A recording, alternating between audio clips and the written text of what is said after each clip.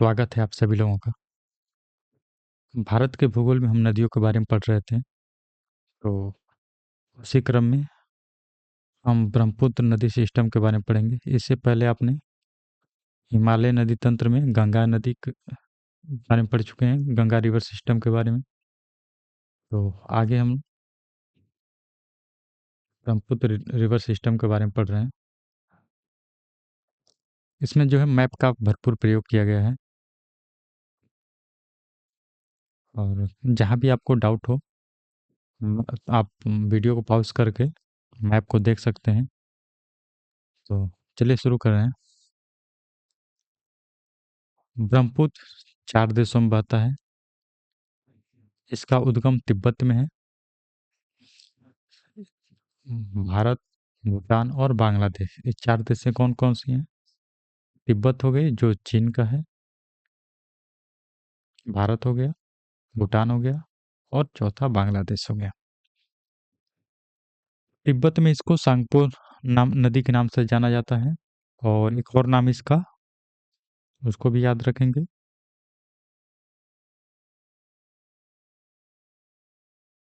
Yarlung Zangbo. तो 2 नाम हो गए। तिब्बत में इसे सांगपो नदी भी कहा जाता है या फिर यरलुंग जंगबो, ठीक है। भारत में इसको दिहांग नदी के नाम से जाना जाता है। ये अरुणाचल प्रदेश में जब प्रवेश करती है तो इसको दिहांग नदी के नाम से जाना जाता है, ठीक है।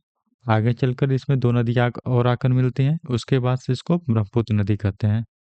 ध्यान देंगे इस बात को। बांग्लादेश में ब्रह्मपुत्र नदी को जमुना कहा जाता है।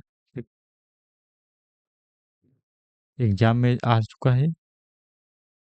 तो दिहांग नदी जो है यहाँ पे आप ध्यान देंगे थोड़ा। भारत में अरुणाचल प्रदेश, असम, पश्चिम बंगाल, मेघालय, नागालैंड, सिक्किम में बहता है। तो ब्रह्मपुत्र जो है नदी भारत में किन किन राज्यों में बहता है? तो आपके अरुणाचल प्रदेश से प्रवेश कर रहा है, फिर असम, पश्चिम बंगाल, मेघालय, नागालैंड, सिक्किम में बह रहा है, ठीक है। तो इसमें आप देख रहे हैं मणिपुर नहीं है, तो एग्जाम में इस तरह से आ सकता है, ठीक है। इन राज्यों में नहीं बहता है, तो मणिपुर जो है आप लोग ध्यान देंगे, इसमें नहीं है, ठीक ना। उद्गम, इसका उद्गम मानसरोवर झील के निकट आंगसी ग्लेशियर से, या फिर इसको जमायुंगडुंग हिमनद कहते हैं, ठीक है। दोनों नाम याद रखेंगे। आंगसी ग्लेशियर से इसका उद्गम हो रहा है। तो मैप में अगर देखते हैं आप यहाँ पर, यहाँ से इसका उद्गम हो रहा है।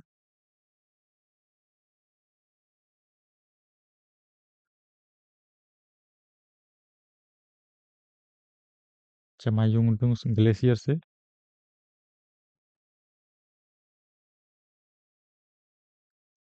यहीं पर आपके मानसरोवर झील है, ठीक है।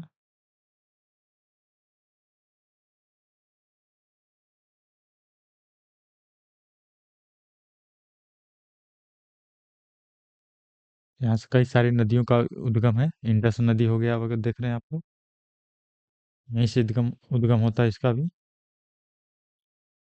तो यहाँ आप देख रहे हैं इस पॉइंट से ये भारत में प्रवेश कर रहा है। ये अरुणाचल प्रदेश है, और इसको यहाँ पर दिहांग नदी के नाम से जाना जाता है।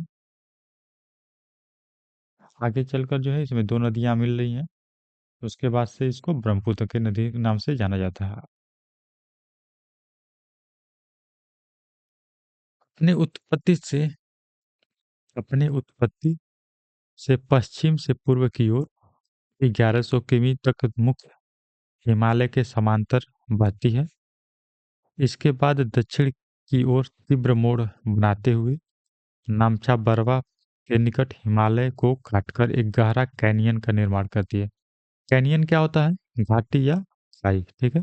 जब नदियां बहती हैं तो अपने जो बीच के रास्ते हैं उसको अगर काट के बहुत ही गहरा कर दे रही हैं तो उसको ही घाटी या हम खाई कहते हैं, ठीक है।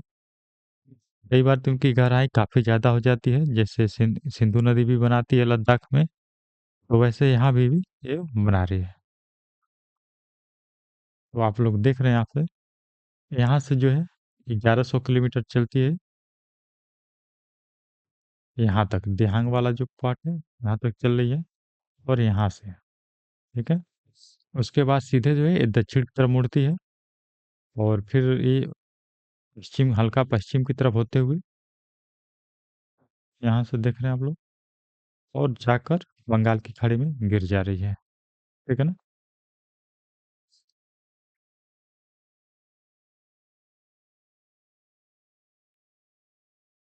यह नदी दिहांग के नाम से जानी जाती है, जैसे कि आपने देखा था अरुणाचल प्रदेश में दिहांग के नाम से जाना जाता था। तो यह नदी दिहांग के नाम से भारत में प्रवेश करती है। पासी घाट के निकट दिबांग और लोहित नदी आकर इसमें मिलती हैं। तत्पश्चात इसका नाम ब्रह्मपुत्र पड़ता है। तो आप देख रहे हैं पासी घाट इंपॉर्टेंट है। यहाँ पर दिबांग और लोहित नदी जो है आकर मिल रही हैं। इसके बाद इसको ब्रह्मपुत्र नदी कहा जा रहा है।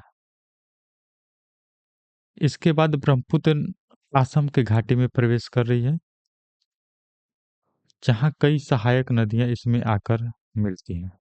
जैसे सुबनसिरी इसकी सबसे बड़ी सहायक नदी है, इसको हम आगे देखेंगे। जिया भरेली, अरुणाचल प्रदेश में इसको मेंग के नाम से जाना जाता है। धनसिरी, पुथिमारी, पिली, ये बहुत इंपॉर्टेंट नदी है कपिली, ठीक है।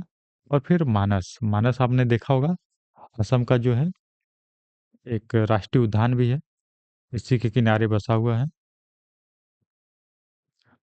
असम घाट में माजुली जैसे नदी द्वीप भी मिलते हैं। तो असम घाटी में ब्रह्मपुत्र जो है एक द्वीप, नदी द्वीप बनाती है, इसको जो है माजुली द्वीप कहते हैं।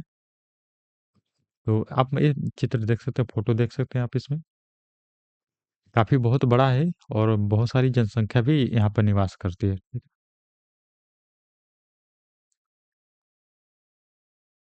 अगर आप मैप में देखना चाहें तो इसको स्क्रीनशॉट भी ले सकते हैं, या फिर वीडियो पॉज करके इसको आराम से आप देख सकते हैं। यहाँ से निकल रही है यारलुंग सांगपो तिब्बत से जो है, यहाँ पर ग्लेशियर का नाम दिया हुआ है। दिहांग जो है यहाँ पर दिबांग नदी और लोहित नदी आकर मिलती है यहाँ पर। तो इस पॉइंट पर जो है इसको ब्रह्मपुत्र कहा जाता है, ठीक है। आगे चलने पर आप लोग देख रहे हैं इसमें कई सारी नदियां मिल रही हैं, जैसे सुबनसिरी हो गया, कामेंग हो गया। कामेंग को आपने देखा था, किस नाम से जानते हैं? मानस हो गया आपका, संकोश हो गया, रडाक हो गया, ठीक है। बराक नदी भी आकर मिल रही है, ये मणिपुर के पहाड़ियों से निकलती है, ठीक है। यहाँ पर देख रहे हैं एक गारो खासी जयंती आप देख रहे हैं, ये पहाड़ियों के नाम है। तीस्ता नदी भी देख रहे हैं आप लोग, ये भी जो है तिब्बत के पठार से निकलती है, और चोलामू लेक से निकल रही है। जेमू ग्लेशियर, ठीक है, इसको याद रखेंगे आप लोग। जेमू ग्लेशियर और चोलामू लेक, ठीक है, यहाँ से निकलती है।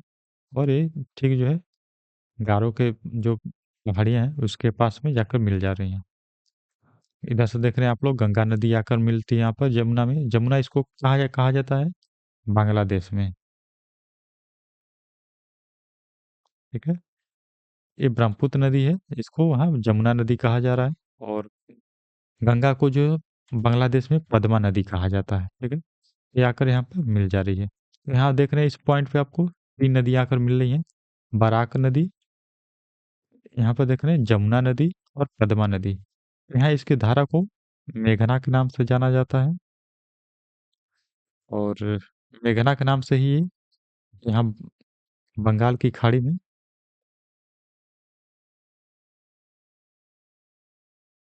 गिर जाती है, ठीक है। तो इसको स्क्रीनशॉट आप ले सकते हैं, या फिर वीडियो पॉज करके देख सकते हैं इसको। बांग्लादेश में ब्रह्मपुत्र नदी को जमुना के नाम से जाना जाता है। यहाँ ब्रह्मपुत्र नदी में तीस्ता आदि नदियां आकर मिलकर अंत में पद्मा यानी कि गंगा जो है इसमें मिल जाती है। पद्मा नदी मेघना नदी से मिलने के बाद मेघना नाम से बंगाल की खाड़ी में गिरती है। मेघना की मुख्य धारा बराक नदी है, ठीक है। मेघना की मुख्य धारा जो है आपने देखा होगा यहाँ पर बराक नदी जो है यही है।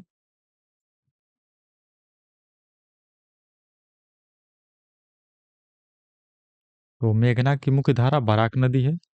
कहाँ पर बहती है? मिजोरम और असम में बहती है। इसका उद्गम मणिपुर की पहाड़ियों से होता है। ठीक है, याद रखेंगे आप लोग, बराक नदी के बारे में एग्जाम में आ चुका है। तीस्ता नदी बहुत ही इंपॉर्टेंट नदी है। उद्गम इसका सिक्किम के चोलामू झील से। इसकी सहायक नदी है रंगीत। ठीक है, तो यहाँ देख रहे हैं आप लोग, ये सिक्किम अपना।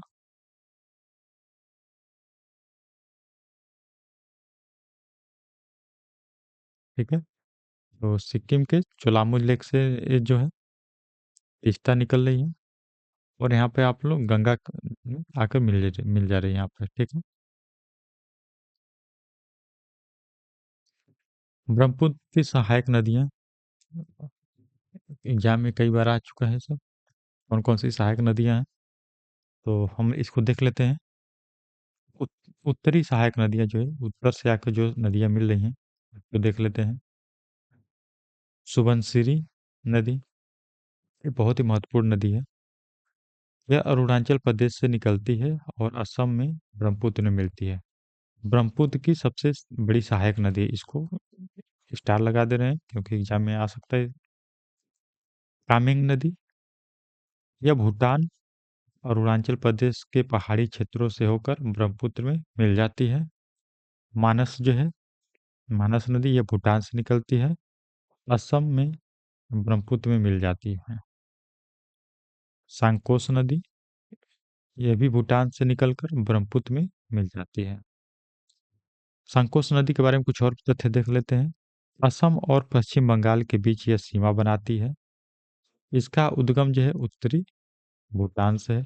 इसी पर जो है एक विद्युत परियोजना है। ठीक है, जो भूटान की सबसे बड़ी विद्युत परियोजना। ठीक है, तो इसको भी याद रखेंगे, इसी के नाम से है, सांकोस के। दक्षिण से सहायक नदियां जो देख लेते हैं इसकी, जो दक्षिण से आकर मिल रही हैं।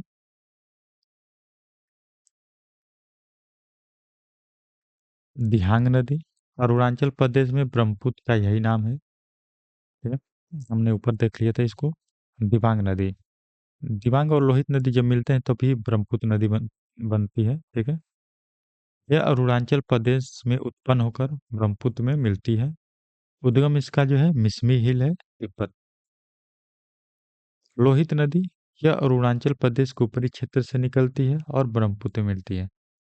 इसका उद्गम जो है जयालचू पर्वत है।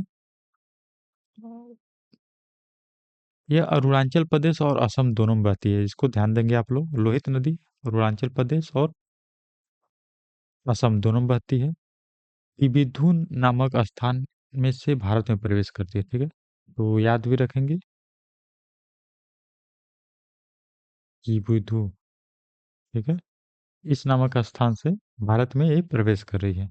बराक नदी, यह मणिपुर और असम से होते हुए मेघना नदी प्रणाली का हिस्सा बनती है।